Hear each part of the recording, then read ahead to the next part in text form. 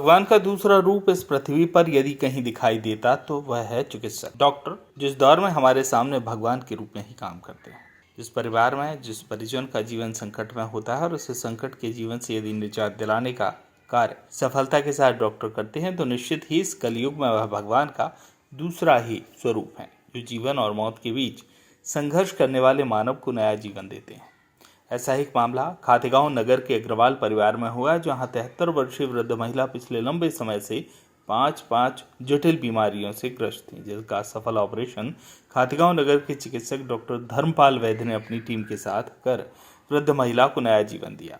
11 फरवरी को हुए ऑपरेशन के बाद अब परिजनों के बीच वृद्ध महिला पूर्ण रूप से स्वस्थ है और परिजनों में काफी उत्साह दिखाई दे रहा है। परिजन जगदीश अग्रवाल सिसिया बताते हैं कि बहुत ही जटिल समस्या से ग्रस्त पत्नी का सफल ऑपरेशन करके हमारे परिवार में एक आत्मविश्वास पुनः डॉक्टर धर्मपाल वैद्य ने जागृत किया। 73 वर्ष की उम्र में 5 अलग अलग बीमारियों से ग्रस्त थी। सबसे जटिल बीमारी पित्त की थैली में सूजन, अंडकोश का ट्यूमर, बच्चेदानी के गठान, आंतों में मल जम जाना और अन्य बीमारियों को एक साथ मरीज पर हावी होते देख टीम के साथ खातेगांव में ही ऑपरेशन का निर्णय किया। डॉक्टरों की टीम के साथ उक्त मरीज का सफल ऑपरेशन किया। आज मरीज पूर्णतः स्वस्थ है।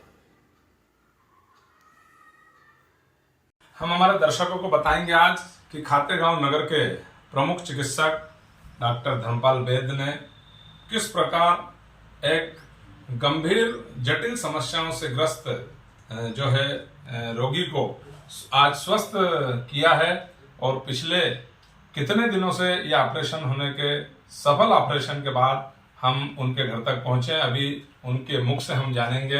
हमारे साथ जुड़ रहे हैं जगदीश चंद्र जी अग्रवाल और उनकी धर्मपत्नी, जिनको एक साथ कई बीमारियां थी और इस बीमारी का इलाज इस छोटे से खातेगांव नगर में असंभव था, लेकिन कहते हैं कि भगवान का दूसरा रूप है डॉक्टर, और डॉक्टर धर्मपाल वैद्य खातेगांव नगर में इस परिवार के लिए तो निश्चित ही भगवान का अवतार ही सिद्ध हुए हैं। अब हम जानेंगे जगदीश अग्रवाल जी से कि किस प्रकार की समस्याएं थी और किस प्रकार की बीमारियों से डॉक्टर धर्मपाल वैद्य के द्वारा जो सर्जरी की उससे उनको निजात मिली।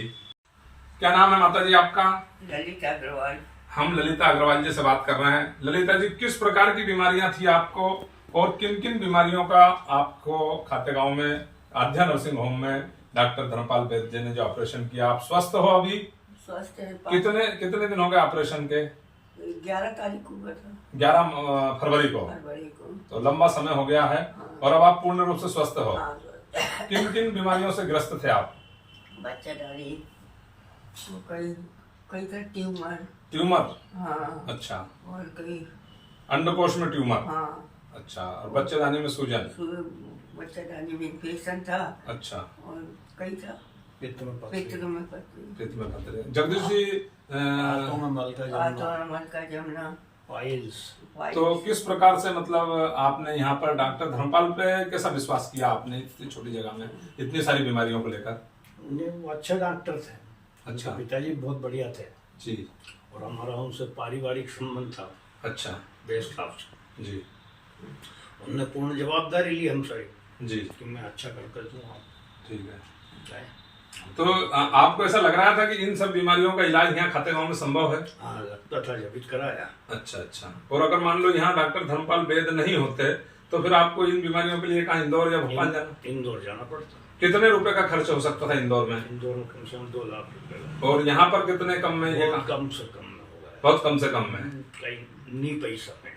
तो ये जो है हमारे जगदीश दादा अग्रवाल जो हमको बता रहे थे कि निश्चित ही यहाँ पर भगवान का दूसरा रूप जो डॉक्टर है इस परिवार के लिए तो निश्चित ही डॉक्टर भगवान का रूप है कि जो आज 11 मार्च के बाद सफल ऑपरेशन के बाद 11 फरवरी के बाद सफल ऑपरेशन के बाद जो है माताराम ललिता जी आज स्वस्थ है। स्वस्थ है, बिल्कुल स्वस्थ है। ठीक, बहुत धन्यवाद। हम पीड़ित महिला को जिनके शरीर के अंदर एक नहीं अनेक बीमारियां थी और बीमारियों से उन्हें कैसे निजात दिलाया एक सफल ऑपरेशन करने के बाद हम अब जुड़ रहे हैं डॉक्टर धर्मपाल वैद्य जी से।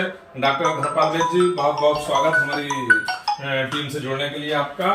और जैसा कि एक पेशेंट से अभी हम चर्चा करके आए ललिता अग्रवाल से, तो किस प्रकार की समस्याएं थी ललिता अग्रवाल जी को?